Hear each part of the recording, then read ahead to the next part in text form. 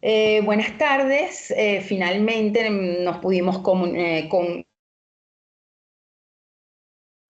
conectar. Tenía problemas con la señal, pero bueno, ya estoy aquí finalmente para poder desarrollar este tema que hoy me han pedido que desarrolle, que son los errores más comunes en la armonización orofacial.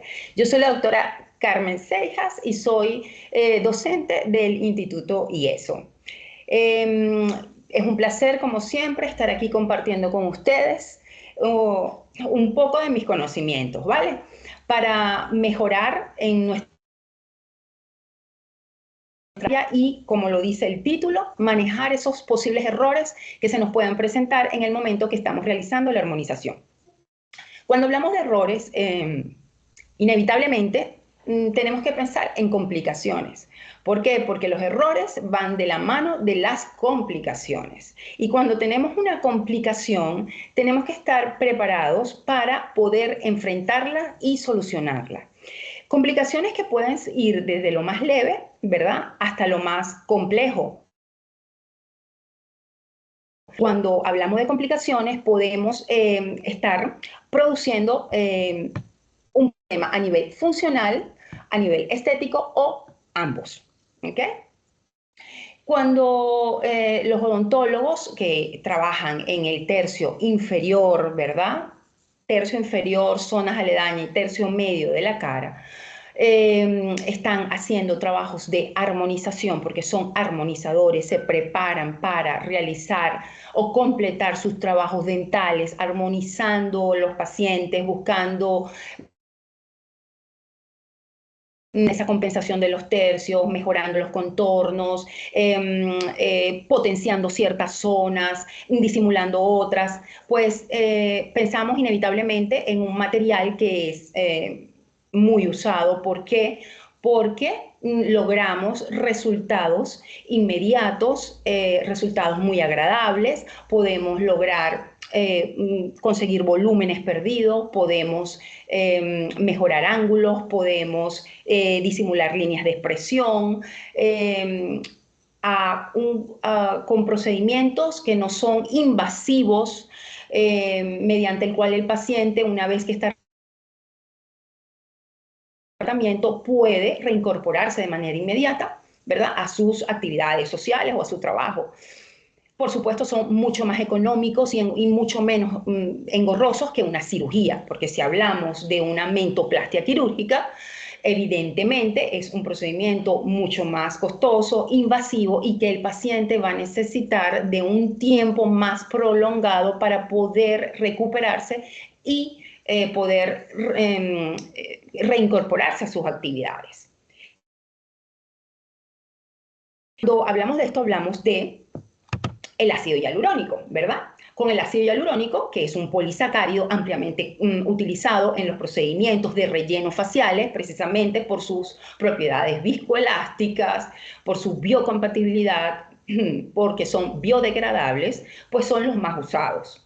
Con el ácido hialurónico nosotros podemos hacer todo lo que yo le dije anteriormente, ¿verdad? Según la Sociedad Internacional de Estética y Estética, los procedimientos con tratamientos con ácido hialurónico van en ascenso y actualmente se calcula que es más o menos el 40% a nivel mundial, ¿ok? O sea que a nivel mundial se está usando y va en crecimiento un 40% los tratamientos con ácido hialurónico. Según la SEME, que es la Sociedad Estética, Sociedad Española de Medicina Estética, en España es entre un 35%, ¿verdad? Los tratamientos realizados con ácido hialurónico. Quizás estas cifras quedan cortas para este momento. ¿Por qué? Porque es ampliamente utilizado. ¿Okay? Pero resulta que todas las zonas de la cara, ¿verdad? Todas las zonas en el rostro, en nuestra cara, donde trabajamos, todas representan alto riesgo. ¿Okay? ¿Por qué? porque nos encontramos a esta señora maravillosa que es la que le da irrigación, la irrigación principal al rostro, que es la arteria facial. Sabemos que es un nervio mixto que nace dentro del cráneo, en el tronco encefálico, ¿verdad? Que tiene un segmento intracraneal y tiene un segmento extracraneal, que cuando pasa por el agujero o foramen estilomastoideo, que está ubicado en la apófisis, en la apófisis, ¿qué es lo que sucede? Entra, ¿okay? Al rostro, a la cara, atraviesa la parótida y va a aparecer en su porción extracraneal, ¿verdad? En el rostro, dando sus 5 ramos, que son el temporal, ¿verdad? El temporal, el cigomático, el bucal, el marginal mandibular y el cervical. Si nos ponemos la mano, ¿verdad?, en el pabellón de la oreja, pues nuestros 5 dedos dan exactamente 5 ramas. Por si acaso algún día nos despistamos, pues ahí tenemos las 5 ramas. Sabemos que nosotros hacemos procedimientos, por ejemplo, en el borde mandibular, estamos haciendo un marcaje, una demarcación de la mandíbula, ¿verdad? Del ángulo mandibular, del borde mandibular, y debemos recordar y saber el recorrido. ¿Por qué? Porque el nervio, por ejemplo, el nervio marginal mandibular pasa por detrás del ángulo mandibular, bordea el borde de la mandíbula, o sea, a la mandíbula, bien sea por debajo del borde o por encima, ¿verdad? Y hace su entrada en la parte anterior, en la parte anterior de la parótida, ella pasa y entra, ¿ok? Entra a la cara, muy cerca de la comisura, sube a través, muy cerca, paralelo, muy cerquita del surco nasogeniano, entra en fosa piriforme, pasa ya a la nariz y ya ahí es la angular hasta llegar al canto interno del ojo. Okay. Esto es como yo no pretendo en este momento empezarle a dar anatomía pesada, pero es que más o menos tenemos que saber el recorrido, las zonas de riesgo o de mayor riesgo que tenemos en el rostro. ¿Por qué? ¿Por qué tenemos que dominar tanto la anatomía o al menos saber que podemos encontrarnos con variantes, con las variaciones, con anastomosis, las 4 variaciones que tiene la arteria facial? Porque podemos incurrir en un error, ¿verdad?, que nos va a llevar a una complicación. Le dije al principio de mi explicación, les dije que las complicaciones pueden ir desde lo más leve hasta lo más complicado, lo más severo. ¿Y qué sería lo más severo? Una verdadera complicación que nos haría la vida de cuadros es entrar en una oclusión vascular, ¿ok? Que es cuando entra el material de relleno, ¿verdad?, dentro de la luz de un vaso o de la luz de la arteria, ¿okay? Entonces, ¿qué es lo que sucede? Que ese flujo sanguíneo, empieza a haber un flujo retrógrado. ¿Por qué? Porque la dirección de la sangre va en sentido contrario. Entró material dentro de relleno, dentro de la luz, ¿ok?, de la arteria o del nervio. Entonces, ¿qué es lo que va a producir? Bueno, una oclusión vascular.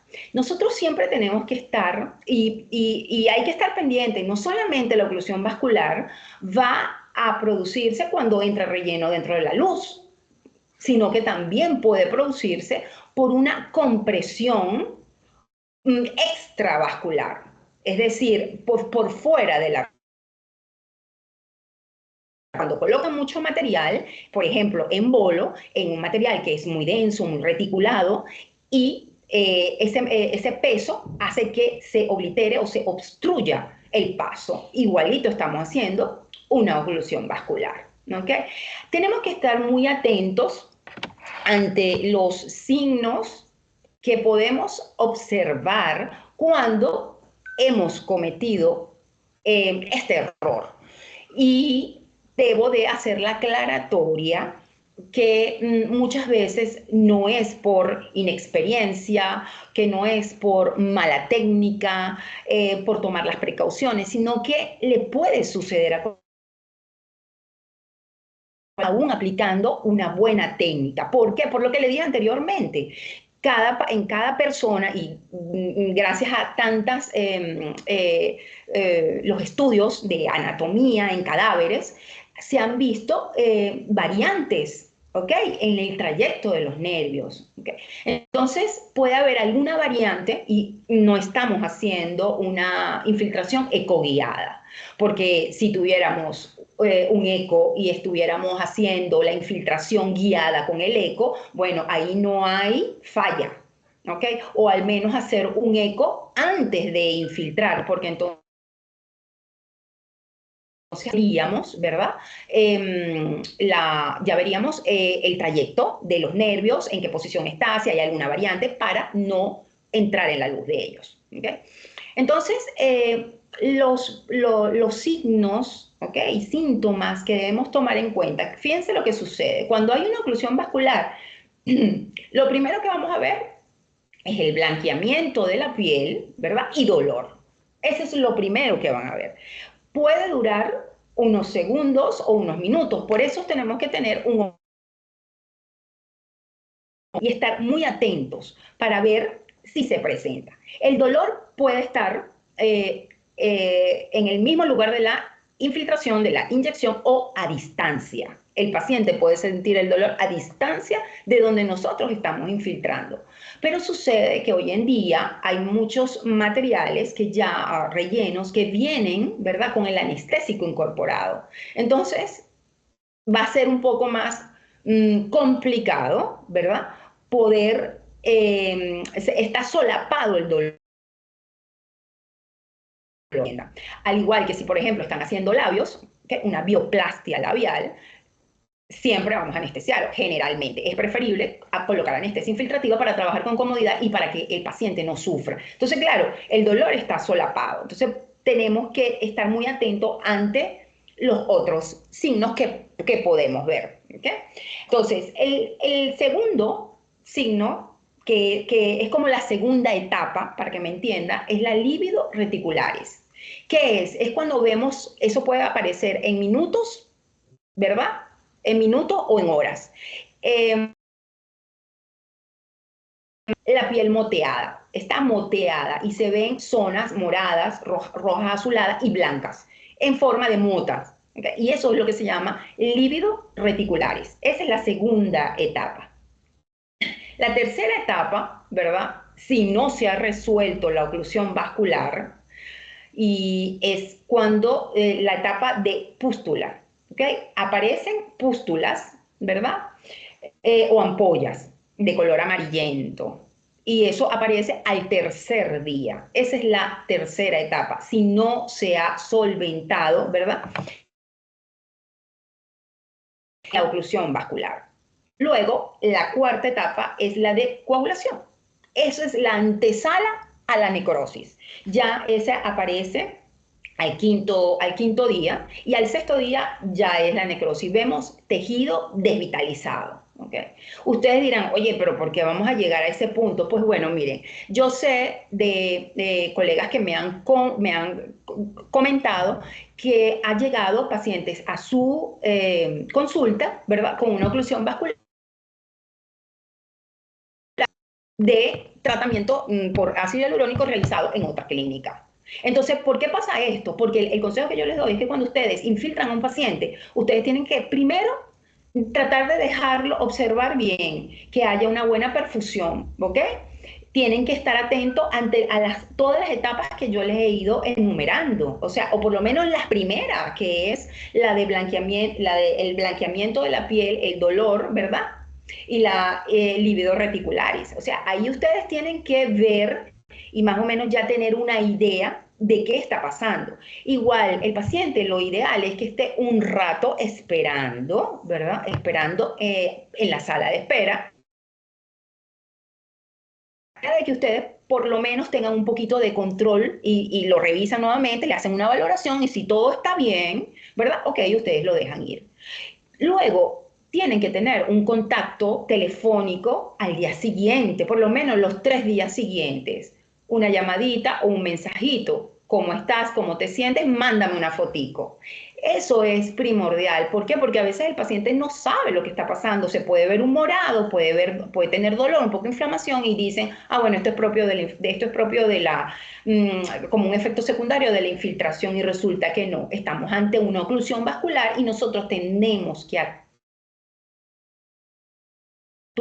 No podemos dormirnos en los laureles porque no queremos llegar a la quinta etapa y a la cuarta etapa y mucho menos a la quinta etapa, ¿ok? Entonces, les aconsejo también siempre que en los consentimientos informados siempre coloquen la posible necrosis cutánea porque, o oclusión vascular para cuidarse las espaldas, ¿ok? Entonces, fíjense una cuestioncita. Cuando hay una oclusión vascular,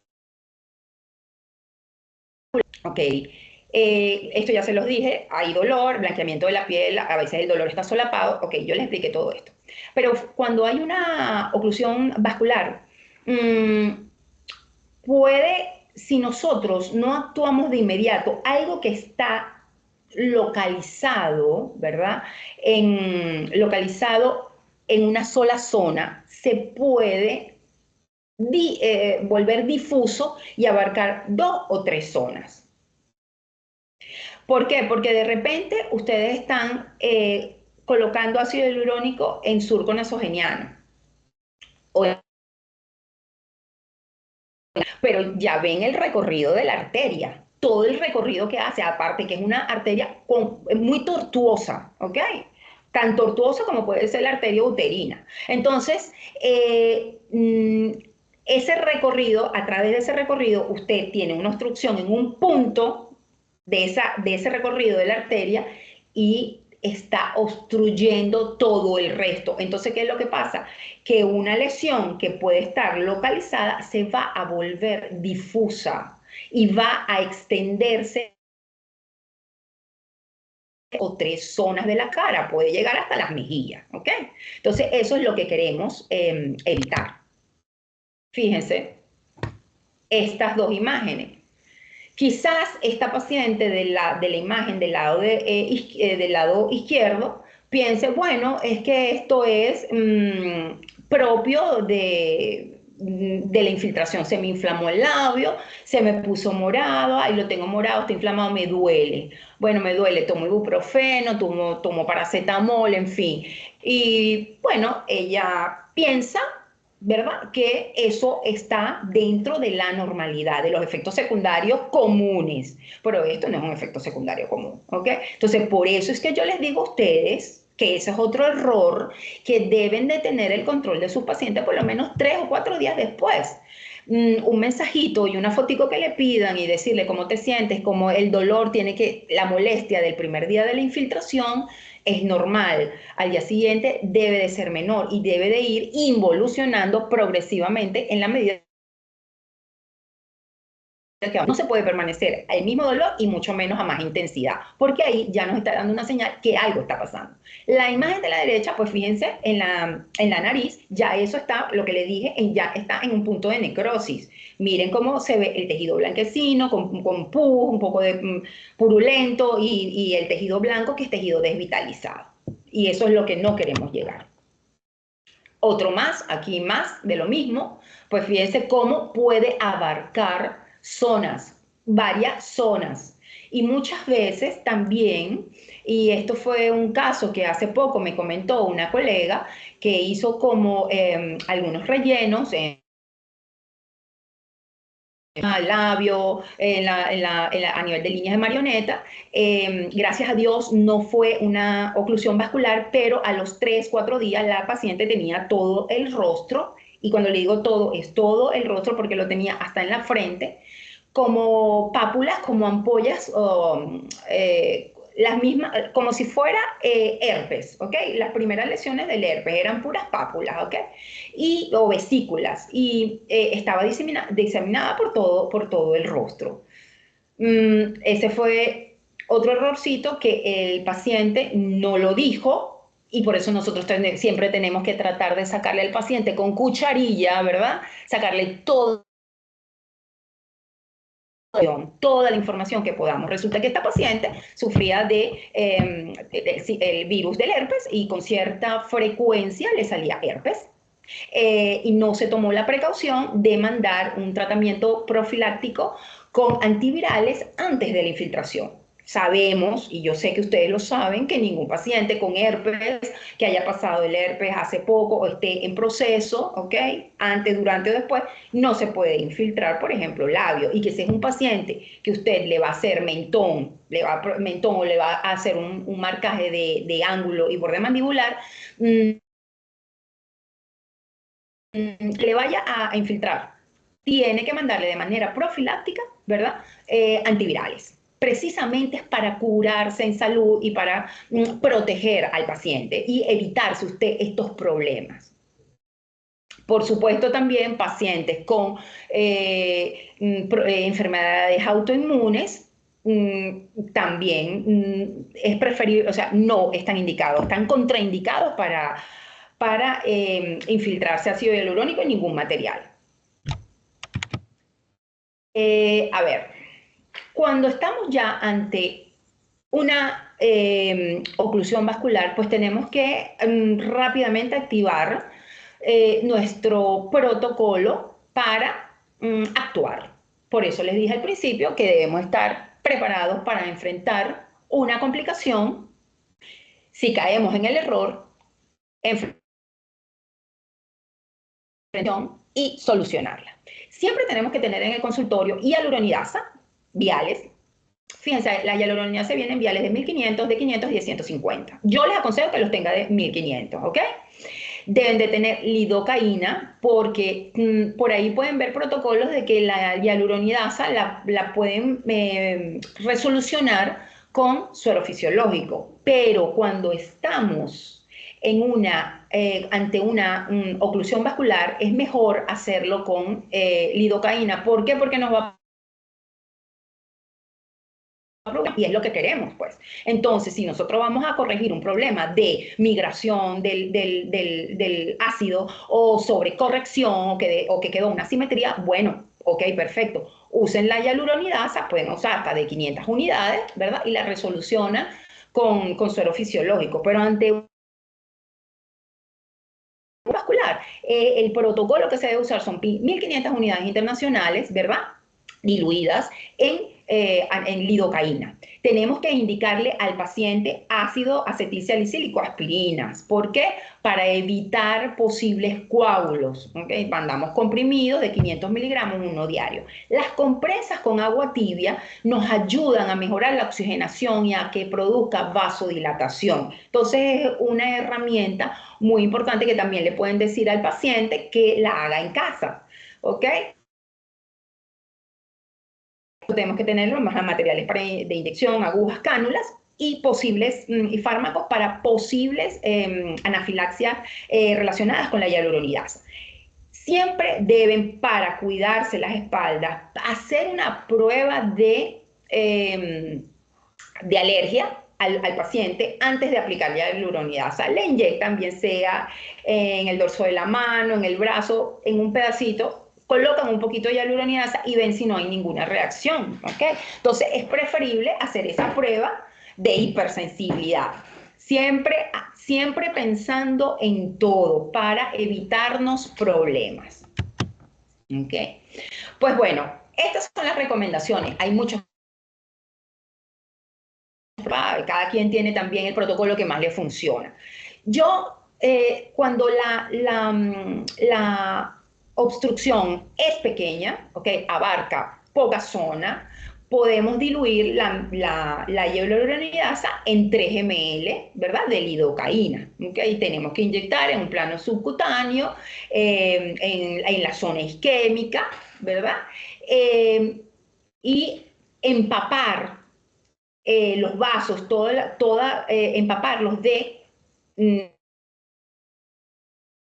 ¿Y para qué? Para que vaya, como es una enzima soluble que es la que va a hidrolizar ese ácido hialurónico. Cuando, por supuesto, hay que hacer masajes vigorosos, a veces tenemos que citar al paciente hasta 3 veces, ¿verdad? Para volver a aplicar hialuronidasa. Le decimos al paciente también que se masajee en casa y que nos ayude con las compresas de agua caliente, compresas calientes o tibias, lo más caliente que puedan soportar, por supuesto tomándose sus aspirinas. Es muy importante profiláctica mandar antibióticos y antivirales, de ser necesario. Cuando la oclusión vascular es difusa, abarca más de 2 zonas, 3 zonas, o sea, ha abarcado una gran parte de la cara, nosotros tenemos que cambiar el protocolo, porque ¿qué es lo que queremos? Queremos que la hialuronidasa viaje a más zonas. Entonces, ¿qué es lo que tenemos que hacer? Esas 1500 unidades de hialuronidasa las vamos a diluir en 10 puede ser mitad lidocaína y mitad suero fisiológico. A mayor dilución, mayores zonas abarca la hialuronidasa. Si queremos que viaje lejos para hidrolizar a todo ese ácido hialurónico y poder restituir la perfusión, es decir, el flujo sanguíneo. Entonces, esos son 2 protocolos muy importantes que deben de tomar en cuenta, ¿verdad? En caso de que sea una de las zonas que estén implicadas en esta oclusión vascular.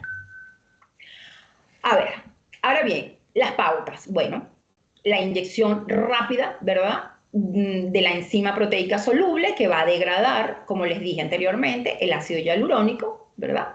Debemos inundar todos esos vasos con concentraciones suficientes de hialuronidasa, hacer masaje vigoroso, masajear e ir inundando todos esos vasos, hacer las inyecciones subdérmicas en la zona afectada, en la zona isquémica, ¿verdad? Por supuesto, hay que diagnosticar muy rápido la oclusión para evitar llegar a etapas más avanzadas. Y como les dije anteriormente, debemos minimizar la formación de coágulos indicando la aspirina. Si el paciente tiene problemas estomacales, pues indican un protector gástrico, tan sencillo como eso, un protector gástrico y las aspirinas, ¿okay? 500 miligramos una vez al día. Las toallas húmedas, como le dije, y si es necesario, hay que indicarle al paciente cámara hiperbárica, porque nos va a ayudar a regenerar ese tejido, que es lo ideal, que lo podamos regenerar, solucionar el problema, regenerar y evitar que queden cicatrices antiestéticas y que son incómodas y pues están al paciente y a cualquiera, ¿no? Tener cicatrices en el rostro. Precauciones a tomar en cuenta. Bueno, ¿qué tenemos que tomar en cuenta? La anatomía. Es conveniente aprender, o sea, dominar la anatomía. Sé que muchas veces les es fastidioso, ¿verdad? Que seamos tan insistentes en esto, pero nuestra misión como docentes y tenemos como meta y estamos enfocados en formar profesionales de la odontología que sean armonizadores y para ello necesitan, ¿verdad?, tener un dominio de la anatomía, conocer los planos de infiltración, dominar todas las técnicas, es importantísimo. Tenemos que saber cuánto mide la epidermis, cuánto mide la dermis, saber en qué planos estamos, porque es que no podemos ir a ciegas. Es muy importante que cuando ustedes estén haciendo infiltraciones, lo hagan lentamente, sin ejercer tanta presión y poner poca cantidad de material, ¿ok? Para evitar también oclusiones por presión y interrumpir el flujo.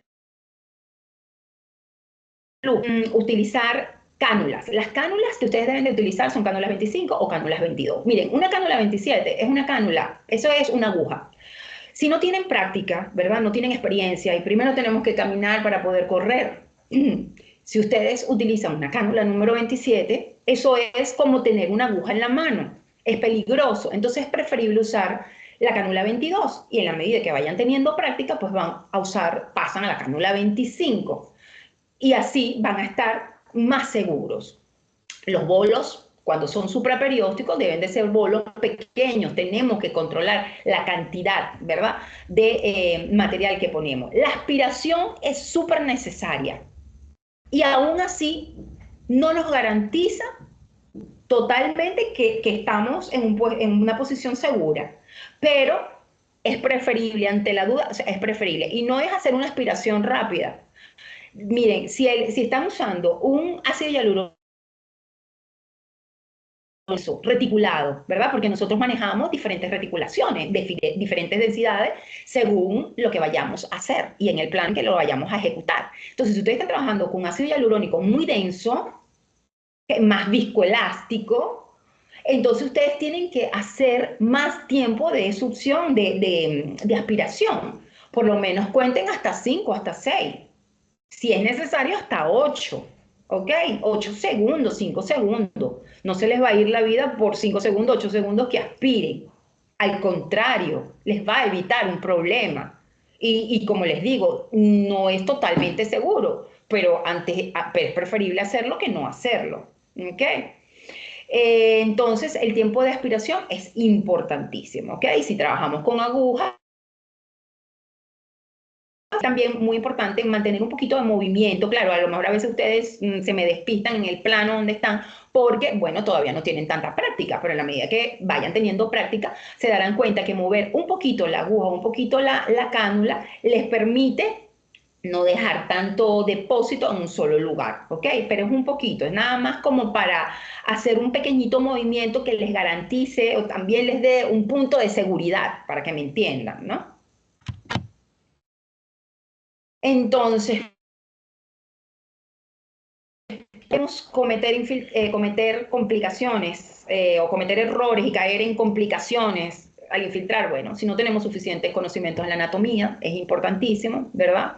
Identificar las zonas de riego, saber en qué plano estamos trabajando. La experiencia, bueno, la experiencia se va adquiriendo poco a poco en la medida que van trabajando. Todo esto nos va a garantizar una eficiencia, una eficacia en el tratamiento, resultados naturales, resultados agradables y nos va a evitar problemas, que no hay nada peor que tener un problema, ¿verdad? Un paciente que te está llamando, que se está quejando o un paciente que tiene una complicación de este tipo. Entonces, siempre es importante hacer un examen exhaustivo. ¿Por qué? Bueno, porque tenemos que evaluar el material que vamos a colocar, si el paciente es candidato para ello, tenemos que estar pendientes de ácido hialurónico, ¿okay? Una buena marca, que tenga una buena rheología, ¿okay? Que esté aprobado por las autoridades sanitarias. Preguntarle al paciente, mire, qué sufre, qué tipo de enfermedades ha sufrido, si es diabético, si es hipertenso. Sabemos que en mujeres embarazadas o lactando no vamos a hacer ningún tipo de tratamiento, ¿ok? O sea, la anamnesis, tenemos que preguntarle al paciente, tenemos que empaparnos de esa historia clínica del paciente, porque es una manera también de nosotros poder brindarle seguridad, ¿ok? A ellos y seguridad también a nosotros, ¿ok? A ver, ok. Entonces, ¿qué tenemos que tomar en cuenta? Bueno, las técnicas de inyección, ya se lo dije, los planos, la calidad del producto, que tenga buenas propiedades reológicas, buena cohesividad, que sea un producto de buena calidad y las reacciones alérgicas. Las reacciones alérgicas, les voy a decir algo, en ácido hialurónico, con el ácido hialurónico, son extrañas, o sea, son muy raras. Realmente, hasta el día de hoy, de toda mi experiencia, una reacción alérgica no la he tenido. Más una reacción por el sistema inmunológico, sí, y ahora van a ver las fotos, ¿ok? Pero una reacción alérgica es raro. ¿Por qué? Bueno, porque es un material seguro. Sin embargo, tenemos que tener en cuenta el reticulante, porque los ácidos hialurónicos tienen un reticulante, ¿ok? Eh, un reticulante puede tener impurezas, ¿ok? Y endotoxinas propias de su elaboración, de su fabricación. Entonces, altas concentraciones de ese reticulante pudiera darnos alguna reacción alérgica, ¿ok? Alguna reacción de hipersensibilidad secundaria, ¿ok? Y dentro de las reacciones de hipersensibilidad tenemos las reacciones que pueden ser tardías o inmediatas. Miren, yo les voy a decir algo. Cuando ustedes están inyectando un ácido hialurónico, por ejemplo, en el labio, y sienten inmediatamente una bolita, una protuberancia, la ven, la sienten, la palpan o se ve, es por cantidad de producto en ese punto. Ustedes le van a hacer un masaje y van a ayudar a que se disperse el material y quede uniformemente colocado. Y la bolita se va a desaparecer en el momento. O sea, ustedes masajean bien, masajean todos los labios, ven que todo el material esté bien colocado y en esa bolita hacen presión, hacen un poco de masaje y ya. Esa pequeña protuberancia se va, pequeña o mediana, no debe ser grande porque, oye, tampoco vamos a dejar una cantidad de material excesiva. Puede quedar un poquito, o sea, una protuberancia media, pequeña, que la puedan ustedes ver y bueno, la van a masajear y se va a ir. Eso no lo vamos a confundir con un granuloma de reacción, sí, un granuloma de reacción tardía. No, porque los granulomas o nódulos de reacción tardía pueden aparecer por sensibilidad del ácido, sí, hipersensibilidad al ácido, pueden aparecer por una infección secundaria bacteriana o por reacción del sistema inmunológico del paciente. ¿Okay? Entonces, tenemos ese pequeño granuloma o nodulito que se forme en el momento al instante que estamos inyectando y vimos, bueno, fue un error, lo dispersamos, hacemos un masaje.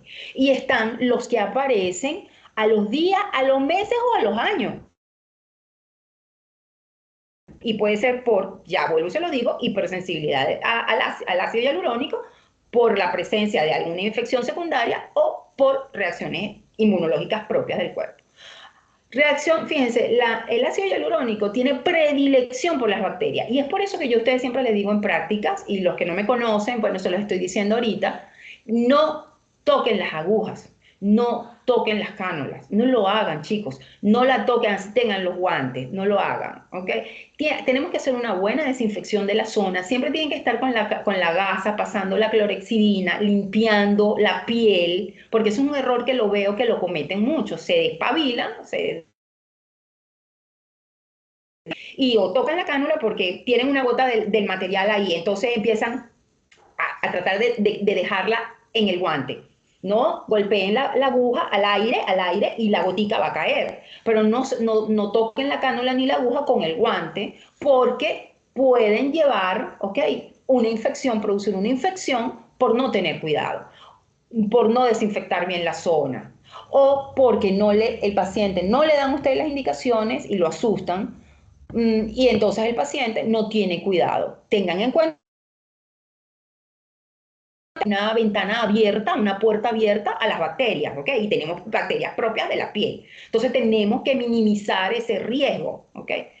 Hay un caso que está en un estudio que se hizo y está publicado, lo pueden buscar, donde a una paciente le hicieron rellenos en la cara y resulta que salió de allí, se hizo sus rellenos, perfecto, salió a comprar fruta al mercado, compró melones, los tocó, los melones sucios, llenos de tierra, y después se tocaría la cara. No vean ustedes todo lo que sucedió, no les voy a hacer el cuento largo. Pero eso pasó por biopsias, pasó por antibiogramas, o sea, pasó por cualquier medicamento. ¿Qué no se le hizo hasta que dieron con el problema? Entonces, ¿cuál es la moraleja? Tenemos que tener mucho cuidado con las infecciones. Ojo, no nos podemos dormir en los laureles porque puede ser un error que nos va a llevar a una complicación bien severa. ¿Okay?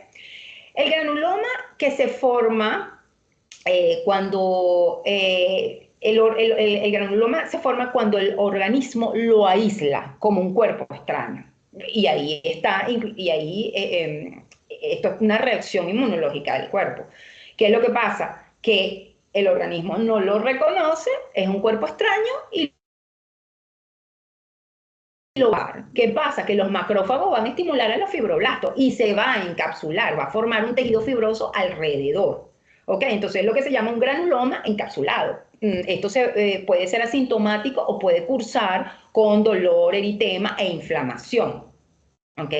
Entonces, en estos casos, cuando ya el granuloma está presentando sintomatología, muchas veces puede, si es pequeño, que puede ser visible, ¿ok? Puede ser un granuloma que es visible o subclínico, que lo podemos ver o lo podemos simplemente palpar, pero no lo vemos, subclínico, ¿verdad? Muchas veces es intermitente, aparece y desaparece, aparece y desaparece. A veces solito desaparece y no vuelve a aparecer. Cuando ya empieza a dar sintomatología con eritema, inflamación, nosotros tenemos que actuar. Tenemos que primero mandar corticoides, ¿verdad? Antibiótico, y luego, si este granuloma está endurecido, eh, tenemos que diluir el ácido hialurónico. Primero hialuronidasa y luego hay otra enzima que se llama colagenasa que la inyectamos para entonces luego que hemos quitado el ácido hialurónico poder eliminar y quitar, desintegrar la cápsula fibrosa y es con la colagenasa, ¿ok? Porque eso, el fibroblasto que forma colágeno, ¿verdad? Y formó esa fibra, ese tejido fibroso, fibrótico, que tiene fibras de colágeno y tenemos que usar la enzima colagenasa para poder diluir, eliminar esa cápsula, porque nos está dando sintomatología y nos está haciendo un efecto antiestético. ¿Okay? Los nódulos también pueden aparecer hasta en años después de la infiltración. Miren, a veces no se está muy seguro, no se sabe muy bien a cierta, ¿verdad? ¿Cuáles son los reales motivos? Uno más o menos tiene ciertos puntos que hay que cuidar, o sea, para evitarlos, ¿no? Aunque a ciencia cierta, totalmente, todavía no se sabe.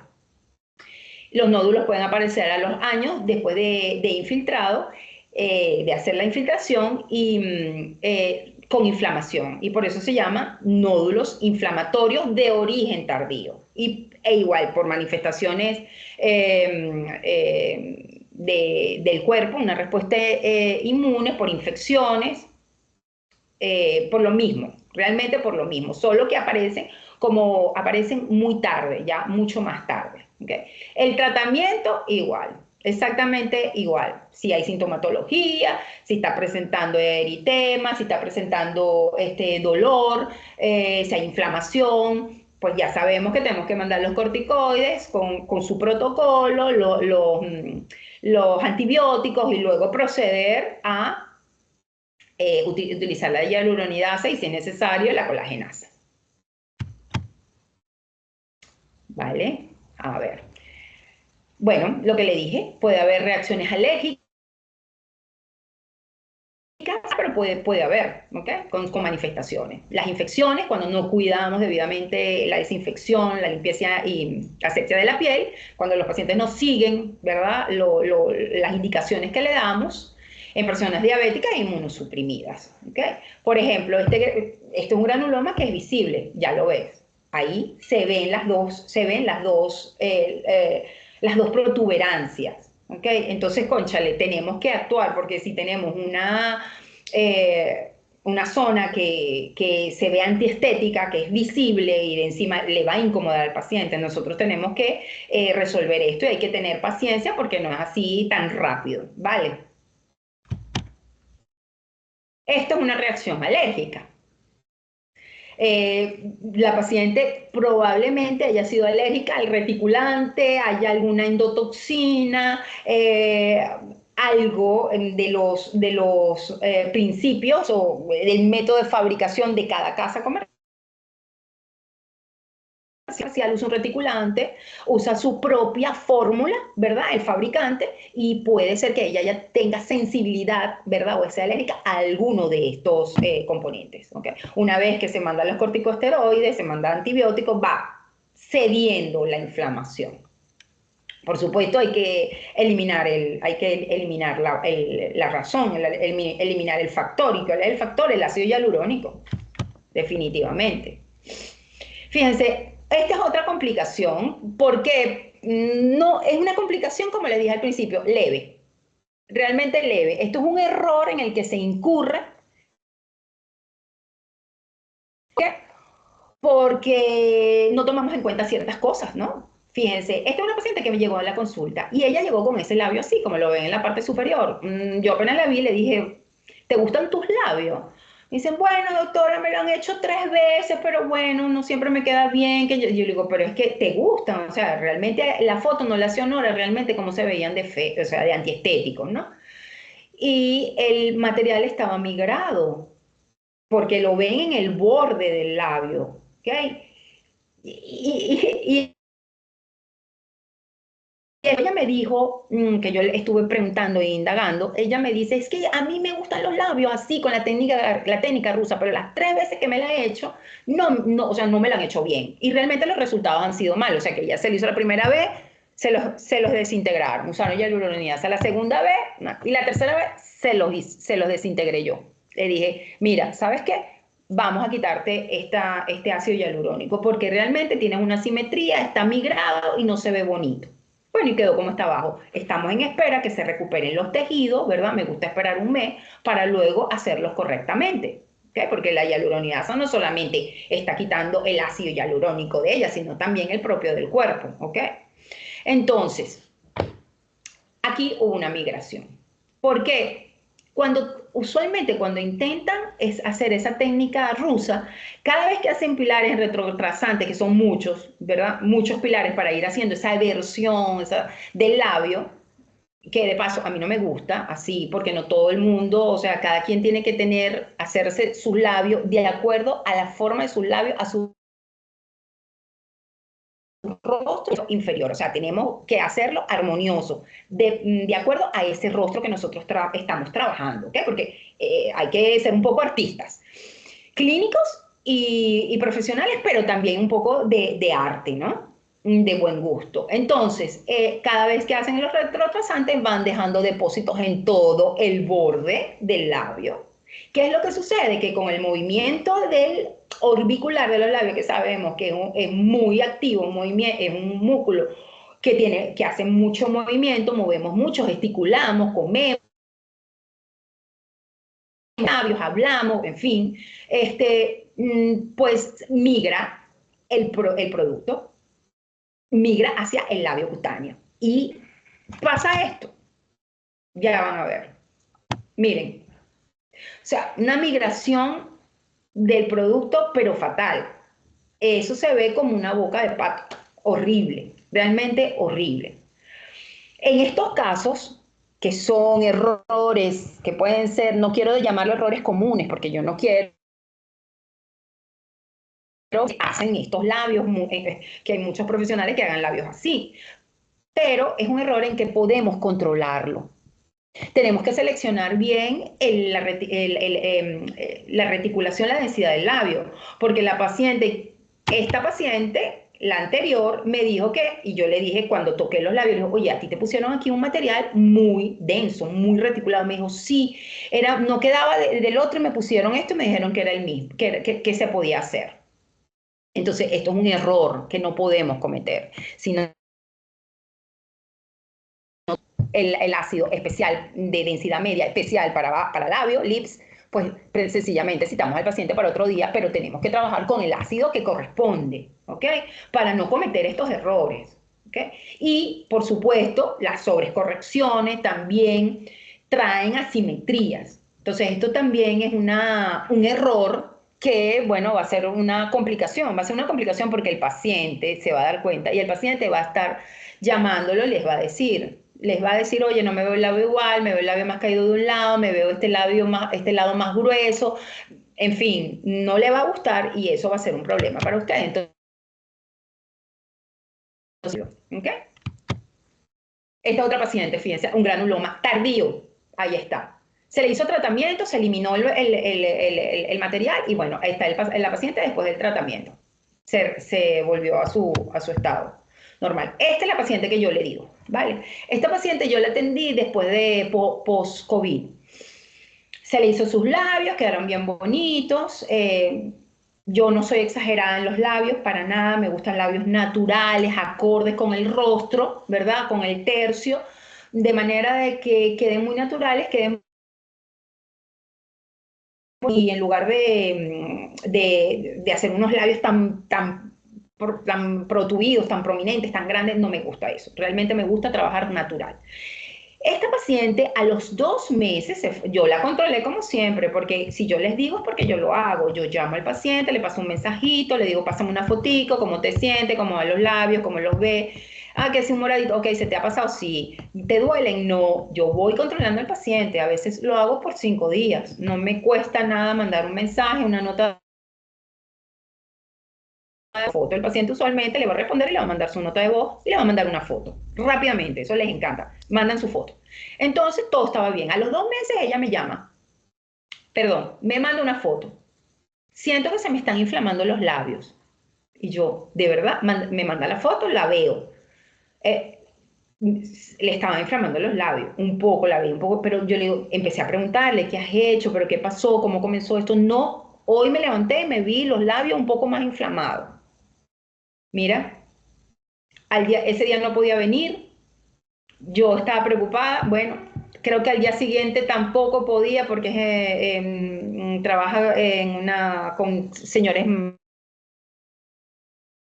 una casa para personas de edad, de residencia, no podía. Bueno, como que al tercer día, si mal no recuerdo, ya ha pasado tanto tiempo, ya vino. Miren la foto del medio. Estaba todo el material granulado, totalmente granulado. Yo hice una punción, salió pus y salió pus y sangre. Yo dije, rápidamente preparé hialuronidasa e infiltré todos los labios, masajeé, infiltré. La hice venir al día siguiente, volví a hacer lo mismo, volví a infiltrar, la hice venir 3 veces para hacer infiltración, para quedarme segura y tranquila de que había eliminado todo el material. Y por supuesto mandé corticoides y inmediatamente activé el protocolo. Yo, bueno, empecé a indagar más, consulté y llegamos a la conclusión, ella se había puesto la segunda dosis, creo que era la segunda, sí, creo que fue la segunda dosis de la vacuna para el COVID y había sido, qué sé yo, 15 días antes, 20 días antes. A raíz del COVID, ella hizo una enfermedad inmunológica, hizo vitiligo y estaba siendo tratada para ello. Pero ahí fue el error. Ahí fue el error. Esta niña, después del COVID, y miren, han pasado muchísimas reacciones después del COVID con las vacunas, no solo con ácido hialurónico, sino también con inductores de colágeno y con toxina botulínica. ¿Ok? Y bueno, después del COVID y de las vacunaciones, de todas las vacunas que ella se puso, pues bueno, hizo una enfermedad, desarrolló una enfermedad inmune me hizo este cuadro. Gracias a Dios lo resolví, gracias a Dios no pasó. Después me dijo ella, cuando ya estaba perfecta, me va a volver a hacer los labios, y le dije, no. Y ahí quedó, no, y para nada, ¿qué va? Porque ya pues una paciente con enfermedades inmunológicas y así, habiéndome hecho este resultado, yo no, esta reacción, yo no quería volver a entrar en esos temas. Así que así se quedó. Pues bien, entramos en los inductores de colágeno. Las posibles complicaciones o errores que nosotros podemos cometer con los inductores de colágeno. Sabemos que los inductores de colágeno estimulan la producción colágeno, que es la proteína más importante que tenemos en el cuerpo, que nos va a dar firmeza, nos va a dar estructura a la piel, la elasticidad, y por supuesto estos inductores nos van a dar un efecto de lifting, un efecto rejuvenecedor, nos va a mejorar la calidad de la piel, nos va a disimular las arrugas, por lo tanto, los utilizamos mucho, ¿ok? Es como una herramienta o un tratamiento que tenemos para poder lograr restar los signos de la vejez, ¿ok? Bueno, en el mercado tenemos muchísimos inductores de colágeno, ¿ok? Muchísimos. Los más utilizados son estos, el Radies, que es la hidroxiapatita cálcica, el Elancet, que es la policaprolactona, y el Sculptra, que es el ácido poliláctico. Pero hay mucho en el mercado, porque está el Ultracol, ahora están los híbridos, ¿okay? Como el Harmonica, también se puede hacer híbridos con el Radies, los polinucleótidos, los hilos también, los hilos PDO, los hilos de ácido poliláctico, todos los hilos también son inductores de colágeno. Cuando hacemos radiofrecuencia, estamos induciendo el colágeno. Utilizamos aparatología que genera calor en la piel, en los tejidos profundos, estamos generando e induciendo la producción de colágeno y a la vez estamos desnaturalizando el colágeno viejo. En fin, hay muchísimo. Cuando hacemos el microneedling estamos estimulando el colágeno y hay una cantidad de materiales y de marcas comerciales, ¿verdad?, que son inductores de colágeno. Pero estos son los más utilizados. ¿Cuáles son los efectos comunes que tenemos cuando infiltramos los inductores de colágeno? Bueno, el enrojecimiento de la piel, lógico, después de la infiltración, hematomas, pequeños hematomas puede haber en las entradas de las cánulas, donde tenemos que pinchar con la aguja para poder introducir la cánula. Un poquito de sensibilidad, es lógico que el paciente sienta un poco de sensibilidad y sensación de tirantez en el rostro. Esto es lo más común, esto es lo que puede suceder comúnmente una vez que nosotros utilizamos inductores de colágeno.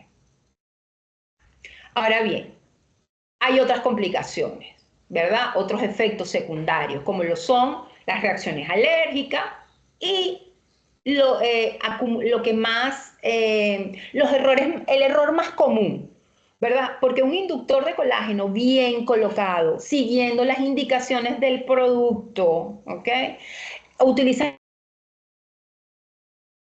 correcta y aplicándola en las zonas, ¿ok?, que está diseñado para ser colocado y no en las zonas donde están contraindicadas, no va a tener usted un problema, a menos que el paciente tenga una reacción alérgica porque sea un paciente que sufra de mucha, o sea, sea un paciente muy hipersensible, ¿ok?, que tenga antecedentes. Pero el error más común es cuando hacen una acumulación del producto, ¿verdad? Eso nos va a producir nódulos, que suelen ser nódulos no inflamatorios. Y eso es porque cuando van con la cánula, porque los inductores de colágeno usualmente lo usamos con cánula. Entonces, cuando vamos con la cánula, no hacemos no vamos con esa rapidez en esa inyección retrógrada que estamos haciendo para marcar los vectores. Entonces, van lento y van impulsando demasiado el material y va quedando emposado, ¿ok? Va quedando acúmulos. Y eso nos va a producir nódulos, ¿verdad? Nódulos que suelen ser no inflamatorios. También se pueden formar granulomas inflamatorios a los meses, que sean visibles o se pueden endurecer, pueden ocasionar ciertas molestias o una inflamación.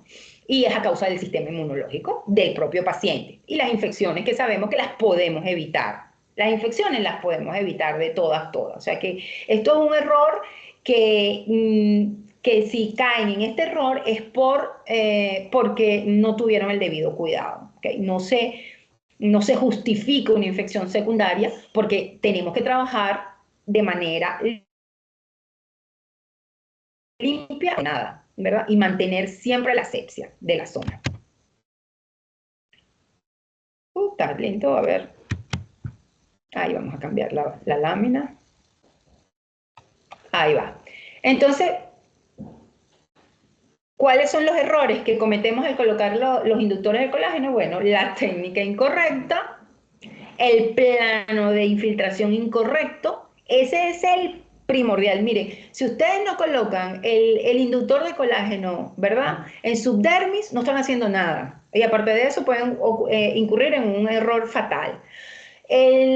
Nosotros, ¿dónde están los fibroblastos? Tenemos que ubicarnos en donde estimular los fibroblastos. Entonces tenemos que estar en el plano correcto, porque si no, no sirve de nada. El exceso de material. Y cuando usamos ácido poliláctico, debemos hidratar el producto mínimo 72 horas. Mire, entre 48 y 72 horas antes. Eso de que lo van a hidratar el mismo día, no lo hagan.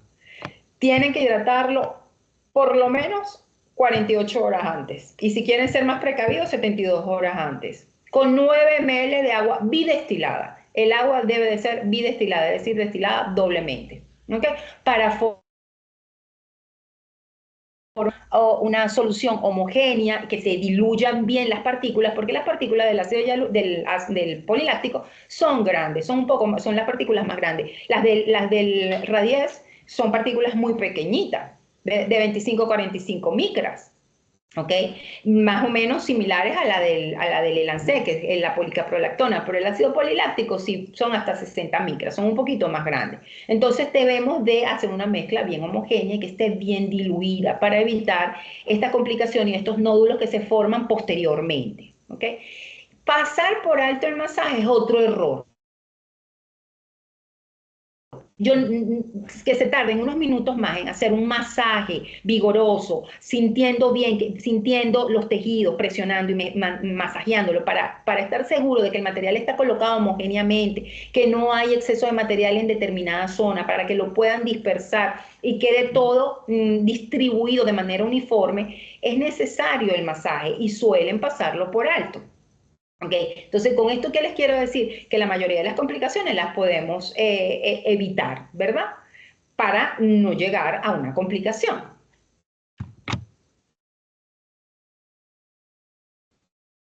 Ok, entonces la que me pasé, espera un minuto, es esta. Estos son nódulos formados que se formaron después de colocar el Sculptra.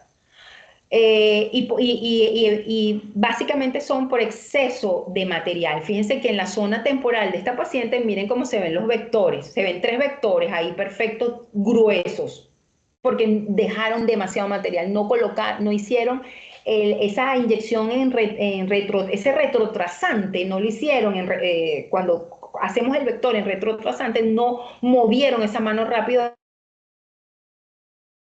dejando poquito material, presionar el émbolo muy poco, suavemente, se tiene que dejar 0,01 por cada vector, muy poquito material, dejar un hilo uniforme, ir dejando hilos uniformes, de manera que cuando ustedes le den el masaje, él se dispersa de manera uniforme y no caemos en esto.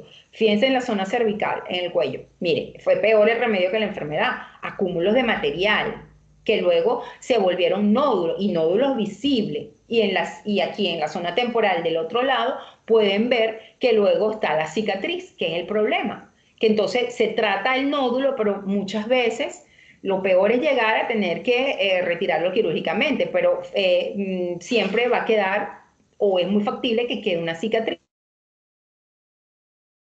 Entonces, cuando decimos que fue por el remedio que la enfermedad. Entonces, esto lo tenemos que evitar y saber las indicaciones. Oye, si en el Radies le dicen que no se debe de colocar en párpado, ni en la zona, ni en labios, ni en el labio cutáneo, oye, no lo coloquemos, no podemos tratar líneas peribucales o códigos de barra con Radies. Así me vino una paciente un día y yo le digo, oye, ¿qué te pusieron? ¿Te hiciste y lo tocaba y estaba totalmente endurecido, ¿ok?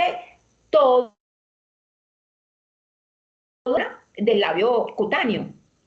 Y yo le dije, ¿qué te pusiste ácido hialurónico? Oye, te quedó muy abultado. Me dijo, no, me pusieron Radies y eso me duele. Cada vez que me tocas, me duele. O sea, claro, estaba todo el tejido endurecido y con dolor.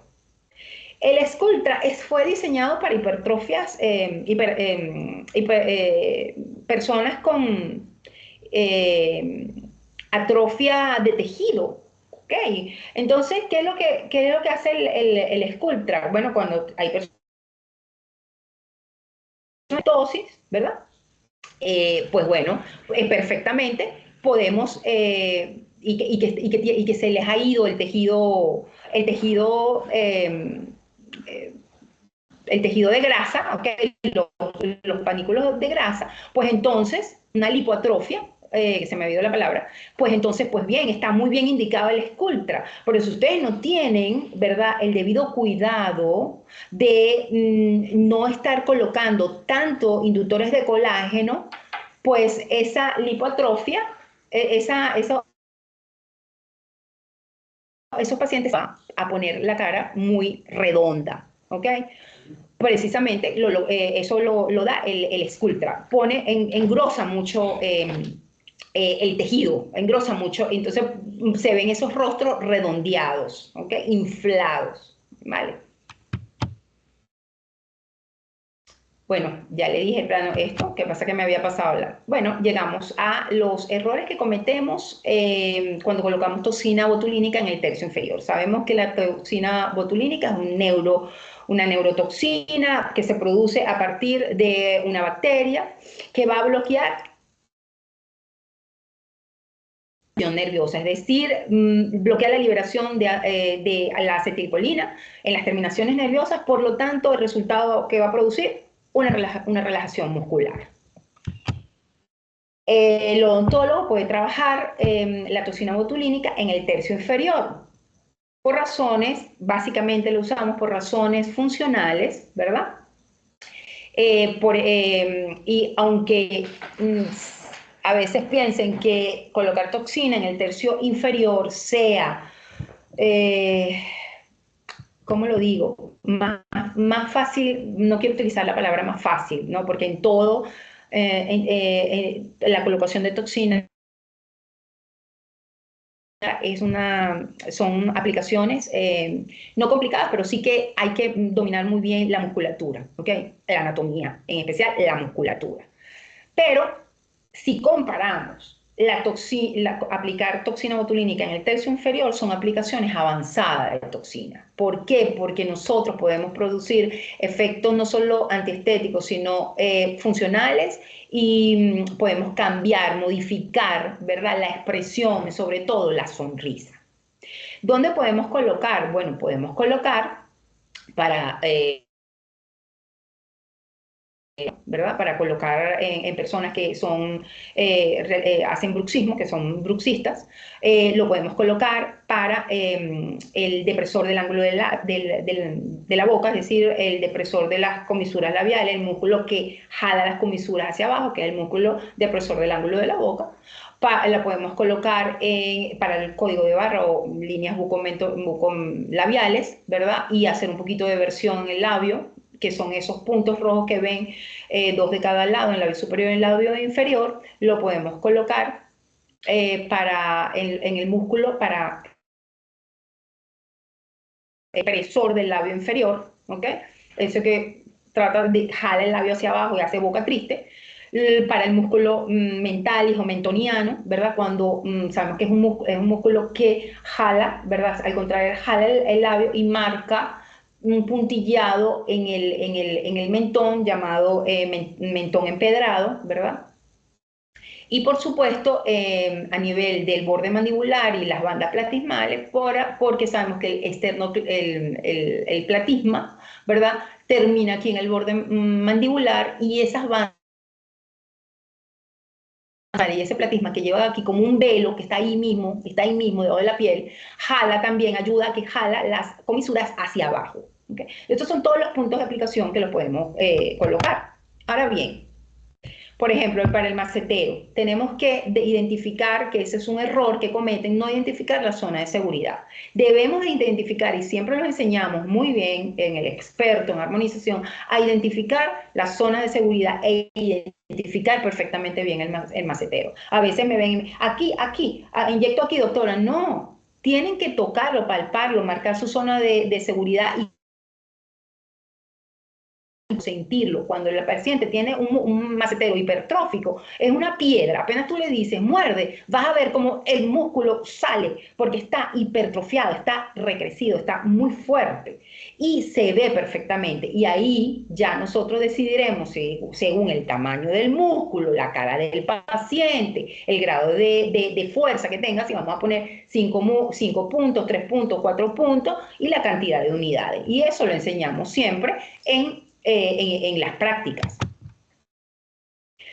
Tenemos para la sonrisa gingival, para el macetero y sonrisa gingival y para el depresor del ángulo de la boca son los donde más cometen errores. Tenemos que identificar y diagnosticar bien la sonrisa gingival, porque la sonrisa gingival es multifactorial. No es por un solo factor, puede ser por recrecimiento vertical del hueso maxilar, por labio corto, hiperactivo el músculo elevador del labio, por la posición de los dientes, el tamaño de los dientes, el recrecimiento de las encías, en fin, son muchos factores y nosotros tenemos que identificarlos bien. Hay sonrisas gingivales que muestran, pues, demasiado, o sea, una cosa que son súper antiestéticas y hay otras que se ven hasta corredor bucal. Entonces nosotros,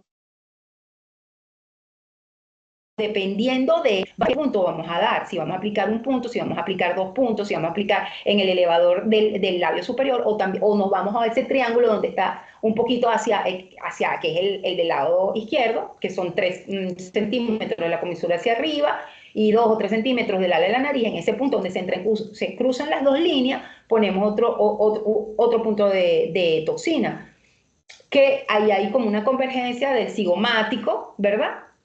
Y del elevador también, porque dependiendo cómo analicemos nuestro paciente en dinámica, ¿verdad? Veremos si con un solo punto es suficiente. Usualmente es mejor probar con un solo punto y se ve. Y se ve para no caer en cambiar la sonrisa, que caiga demasiado el labio. Por eso muchas veces se puede solventar con ácido hialurónico, otras veces con toxina u otras veces con la combinación de ambos. Todo esto los enseñamos en el experto para que ustedes tengan dominio, ¿verdad? Cuando lleguen casos como este a su consulta. Colocaron, es una influencer, le colocaron toxina para el macetero porque tenía un bruxismo muy fuerte, ya con sintomatología, mucho dolor en la TM, y resulta que le cambiaron la toxina, la sonrisa del lado derecho, miren esa sonrisa tan hermosa, y ya del lado izquierdo, mire, se queja de eso, lo dijo, oye, cómo se fue progresivamente, cómo su sonrisa cambió. Este efecto no es un efecto, no le estamos solucionando un problema, le estamos empeorando y ella se siente incómoda. ¿Por qué? Le cambió la sonrisa. ¿Por qué? Porque cuando se coloca, si no identifican bien la zona de seguridad, identifican bien pueden infiltrar el risorio. Y esto es lo que sucede, ¿ven? Porque el músculo está ahí muy pegadito, puede migrar o pueden inyectarlo si no tienen a una buena profundidad. Por eso siempre también hay que tomar en cuenta la profundidad, las dosis que deben de ser bajas, preferible quedarse por debajo y volver a colocar un retoque antes de que producir algo como este. Y porque acuérdense que hay músculos que están superpuestos. Entonces, ¿qué es lo que pasa? Que el músculo macetero está más profundo y el risorio está más pero ponen a una buena profundidad, caen en este error fatal. Y esto es un video que les quiero mostrar. Este es un video que me compartieron, ¿verdad? Y la paciente está hablando y miren lo que sucedió. Le bloquearon el elevador, el depresor de los ángulos de la boca, o sea, de las comisuras, y probablemente pusieron o mucha dosis, se fue un poquito más de dosis, se pasó al depresor del labio inferior. Entonces lo relajó demasiado y el labio subió muchísimo de un lado y del otro lado quedó bien, pero de un lado no. ¿Por qué? Infiltró, acuérdense que también aquí el músculo está superpuesto. ¿Ok? El depresor del ángulo es un triángulo, ¿verdad? Está arriba y por debajo está el depresor, que es cuadrilátero y está al ladito, que es el depresor del labio inferior. Y esto es lo que sucede. Entonces, por eso, cuidado. ¿Cuáles son mis recomendaciones? Analizar detenidamente la musculatura en dinámica. ¿Okay? La dinámica de su paciente. Recuerden que los músculos los músculos tienen una sinergia, los músculos tienen una potencia, ¿ok? Y que tiene que haber un equilibrio. Entonces, ustedes tienen que analizar la dinámica de la musculatura de su paciente, realizar el correcto diagnóstico, utilizar la técnica correcta, es decir, a qué profundidad y sobre todo infiltrar en el plano. ¿Cuál es el plano correcto? El tejido diana. ¿Cuál es el tejido diana en una toxina, en una neurotoxina? Pues lógico, el músculo. No podemos infiltrar en otro lado, pero tenemos que infiltrar en el músculo correcto. Y utilizar dosis baja. Utilicen dosis bajas en el tercio inferior. ¿Por qué? Porque queremos evitar estos dos casos que les puse. Hay muchos, pero bueno, le coloqué esto para que les quedara grabado. Tenemos que evitar una incompetencia labial, modificar la sonrisa, hacer un efecto antiestético y funcional. Y por último, otro es que colocamos en armonización son los hilos PDO, al igual que los hilos PDO, hay hilos de caprolactona, hilos de ácido poliláctico, los que usamos en el experto son hilos PDO y utilizamos hilos monofilamentos, lisos y tornados. Todavía, primero, como les dije y lo he dicho a lo largo de mi exposición, es que primero tenemos que aprender a caminar para poder correr. No podemos utilizar hilos espiculados de sustentación porque primero tenemos que aprender a dominar la colocación de los hilos, los planos de hilos de redensificación. ¿Qué es la polidoxanona? Pues un material de origen sintético, biodegradable, que se utiliza para la producción y estimulación de colágeno y elastina, mejorando la firmeza, la elasticidad de la piel y dando un efecto. ¿Ok? A ver, ese era, a ver si se me movieron a ver si se me movieron, sí. ¿Cuáles son los errores más comunes al colocar los hilos de redensificación? Fíjense, el colocar hilos, los hilos, es un procedimiento para nada invasivo, muy seguro. Sabemos que la polidoxanona se usa, es hilo de sutura que se usa para cirugías a corazón abierto. Entonces, si entramos en la luz de un vaso, no va a pasar nada, no va a pasar nada. Vamos a tener efectos secundarios incómodos si nosotros, por ejemplo, colocamos el hilo en un plano erróneo, ¿ok? Si no escogemos bien el diámetro del hilo. Recuerden que los hilos el gauge del hilo es inversamente proporcional al diámetro, es decir, un hilo 30 es más delgadito que un hilo 27G, ¿ok? Entonces tenemos que ver si la piel es muy delgada, si vamos a hacer cuadrículas o enmallados para redensificar, para colocar los hilos PRP o colocarlos con vitaminas o con silicio o con DMAE, en fin, principios activos que nos van a ayudar a repotenciar la acción de los hilos, ¿ok? Según la técnica que estemos usando. Entonces es importante la selección del hilo, el diámetro del hilo, colocarlo en el plano correcto para que haga el efecto, para no caer en una complicación, o sea, ¿qué complicación? Mira, le va a doler al paciente si no estás en el plano correcto, se va a inflamar, le van a salir morados, ¿okay? Hematomas. Y una complicación que sí que suelen, por la inexperiencia, porque están aprendiendo, es dejar el hilo muy superficial. Y al dejarlo muy superficial se hace visible.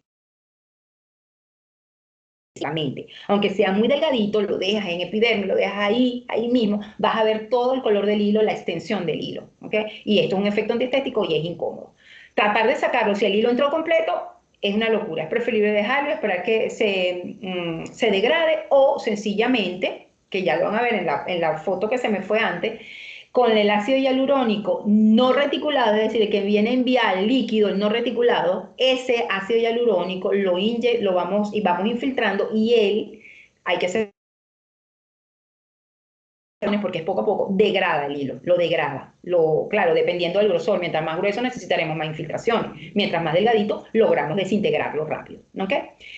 Y otro error que veo que siempre cometen y que estoy pendiente siempre en práctica es que deben de introducir completo el hilo, incompleto. El hilo no debe quedar un cabo afuera. ¿Por qué? Porque deja una ventana abierta para bacterias. El hilo va a estar ahí molestando, le pincha al paciente cada vez que lo mueve. El hilo se puede ir saliendo. Recuerde que gesticulamos, hacemos movimientos en la cara y se puede ir saliendo el hilo. O sencillamente el paciente se lo va a jalar. ¿Ok? Y empiezan, ay, que si lo estoy jalando y si lo jalo sigue saliendo, se asustan porque no lo saben. Entonces, moraleja o recomendación, midan con el capuchón puesto del hilo, midan, se lo van a poner por ejemplo en el surco nasogeniano, lo miden y no importa, entran más abajo, pero que entre completo, que no quede afuera nada, toda la polidioxanona adentro, ¿ok? Esas son las recomendaciones más importantes. De resto, no existe una complicación muy grande haciendo esta técnica. Solo que seguir las recomendaciones para no incurrir en estos errores. A ver, no. Que quería mostrarles. Estos sí son hilos espiculados. Este es un trabajo de la doctora Gladys Velasco que está publicado en el PubMed, donde colocaron hilos de sustentación. Por eso es que primero debemos de aprender y dominar los hilos de redensificación y varias técnicas para poder pasar a los hilos de sustentación o de tracción.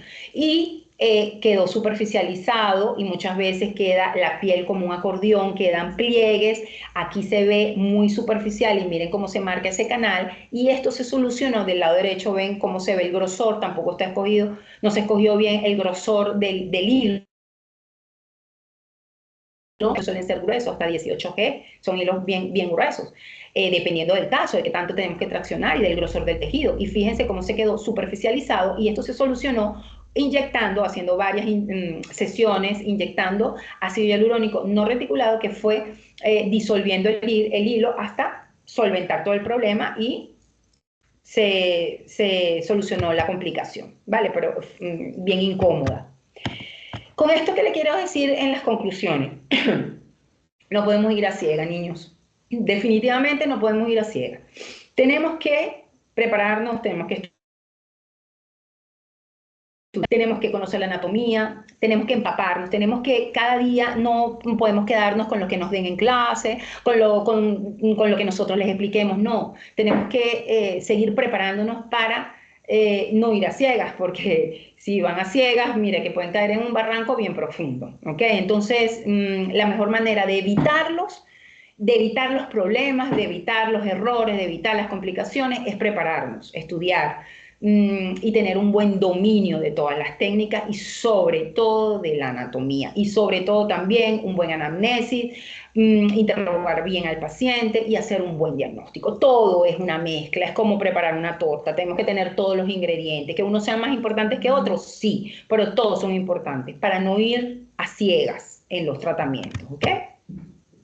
Quiero recordarles que tenemos nuestro experto en armonización, avalado por la Universidad UDIMA, ¿verdad? Universidad a distancia, que tiene una duración de 6 meses. Tenemos clases teóricas que las estamos constantemente actualizando, las estamos extendiendo, estamos preparando muchas cosas nuevas, importantes, que van a ser muy beneficiosas para ustedes. Son clases con muchísima calidad grabadas, tenemos videos con las técnicas sobre los pacientes, videos que hemos grabado las docentes con las técnicas sobre los pacientes,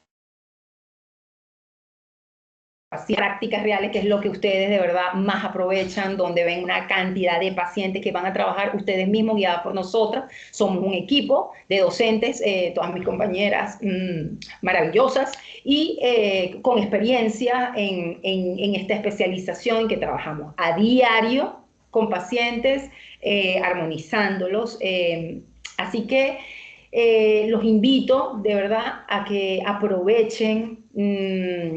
Además, estamos siempre dando estos webinars como una educación continua, siempre estamos innovando. Y lo importante es que la experiencia que hemos tenido en estas 4 ediciones, ¿verdad?, que hemos hecho ha sido maravillosa. Aquí tenemos un grupo, creo que fue esta fue la segunda o la tercera edición, no, creo que fue la segunda edición. Siempre tenemos un grupo muy concurrido. Los chicos salen felices, no se imaginan nunca que tanto paciente atienden. O sea, de verdad son 3 días intensivos, se van a extender, pero hemos tenido 3 días intensivos siempre donde, bueno, llegamos a ver en una totalidad de más de 120 pacientes. A lo mejor piensan que es una exageración, pero de verdad es así, no miento. Que van a ver mesoterapia con plasma, peeling, con otros principios activos, ácido hialurónico, todas las técnicas, toxina botulínica, los hilos de redensificación, inductores de colágeno, todos los tips y toda nuestra experiencia. Lo entregamos todo, así que no me queda otra cosa que invitarles a que vengan a que participen, a que se inscriban. No se van a arrepentir y van a pasar a otro nivel en su ejercicio privado, ¿vale? Bueno, gracias, espero que les haya gustado y nos vemos hasta una próxima presentación.